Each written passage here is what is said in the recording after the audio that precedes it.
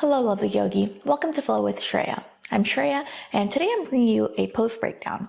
We'll be going over bow pose. So if you want to learn the benefits, how to get in and out of, some modifications and variations of bow pose or Dhanurasana, come flow with me. Now, before we actually get to practicing on our mats, let's talk a little bit about bow pose, also known as Dhanurasana. This pose is a back bend, and some of the benefits of this back bend include fighting fatigue and anxiety, giving you energy, stretching the entire front line of your body, strengthening your back and your glutes, and it's great for counteracting our typical modern sitting posture. Let's also talk about some contraindications for this pose. You should not practice this pose in general if you are pregnant, if you have major blood pressure issues, a hernia, or any sort of back injury. It's always a good idea to consult with your healthcare provider or consult with a yoga teacher in person for your unique situation if you have any questions at all. Since this is a bit of a deeper back bend, it always helps to warm up and practice with some gentler back bends, like practicing some cat-cows and cobra pose, upward facing dog, or bridge pose. I'll also go over a few modifications as we're practicing on our mats. So let's get to our mats. So we'll begin by getting on our bellies. You can let your legs go out long and just breathe here in this space.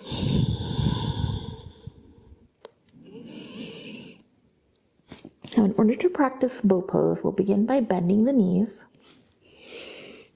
and then lifting our chest up, grabbing onto each foot with your palms. And then as you inhale, press your palms and feet into each other, lifting your thighs and chest up off the floor. Continue to breathe. Notice if your knees are splaying out here, you want your knees to be as centered as possible by squeezing the air in between your thighs. Exhale and release. Bend your knees and take your feet side to side. Now again, as I mentioned, by practicing some of our gentler back bends like baby cobra, upward facing dog, and even bridge pose, you can get a little bit deeper into this posture. And you also just avoid injuries by warming up your back before practicing this back bend. If you're just starting out and you can't quite reach your feet with your hands, you can always use a strap around your legs, or maybe even a couple of straps, one around each foot. Another thing you can do is use a rolled up blanket or towel underneath your thighs to help you lift your legs up in this space. So go ahead and place the rolled up blanket, lay on it with your thighs, and then go ahead and grab onto the feet. And you can see here the blanket can support you to lift the thighs here. And you really just have to focus on lifting the upper body. Now, this can be an interesting shape if you've never tried it before. So one thing I always recommend is to try it out on your side first, a side lying bow pose.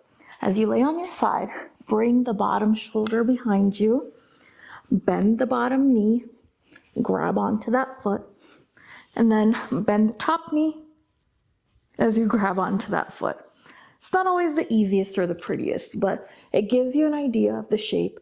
Then you can pull the feet towards you, sending the knees back, coming into a side lying bow pose. Again, you can always use straps here to help bring your feet closer to your hands. Another variation you can practice when it comes to bow pose is a half bow. So all you do in that case is come onto your belly. Again, lift your heart up, bend one knee, grab it with the palm, and then just lift. This is a really great way to practice using the leverage of your foot against your palm to help lift both your chest and your thigh up.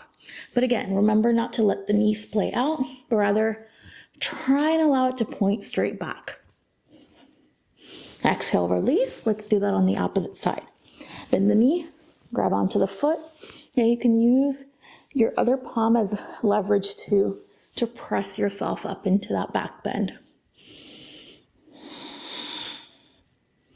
Continuing to breathe. Exhale and release. Rest your forehead on the backs of your palms, bend the knees, and windshield wiper your legs here. It's releasing. Exhale, straighten out the legs. Another variation that's a little bit more difficult, but it also helps your brain get stronger, is a crossbow. So just like we did one leg and arm at a time for half bow, we'll do the same, except we'll use the opposite leg and arm.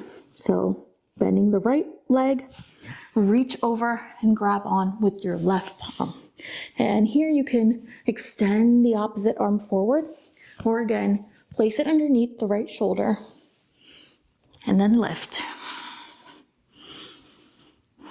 And really using your breath to create that lift.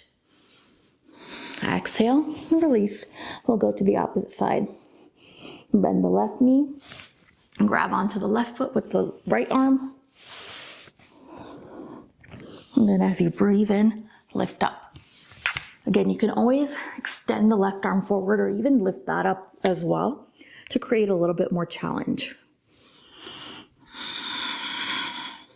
Exhale and release. And take those windshield wipers once more. Really want to release the low back after you practice this, and even practice a counter pose, which would be a child's pose or any sort of forward fold. So you can bring your knees together in this space and really notice curving the spine in the opposite direction of that back bend. You can even bring your palms by your shins and really release your head.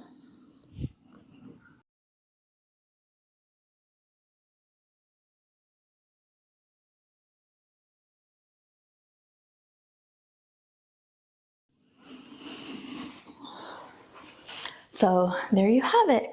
Ways to get in and out of bow pose, some variations, some modifications, and all the benefits.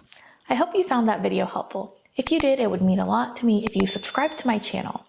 Please also share this video so more people can learn how to practice bow pose. If you share it on social media, be sure to tag me at Flow with Shreya. Any props we've used, the mat I was practicing on, and the clothing I'm wearing will all be linked in the description bar below, just in case you're interested. Let me know if there are any other poses you'd like me to break down in the comments below. For more pose breakdowns, check out this playlist right here. You'll also find Vinyasa, Yin, relaxing, prenatal, and postnatal yoga on my YouTube channel. Thank you so much for joining me. Namaste.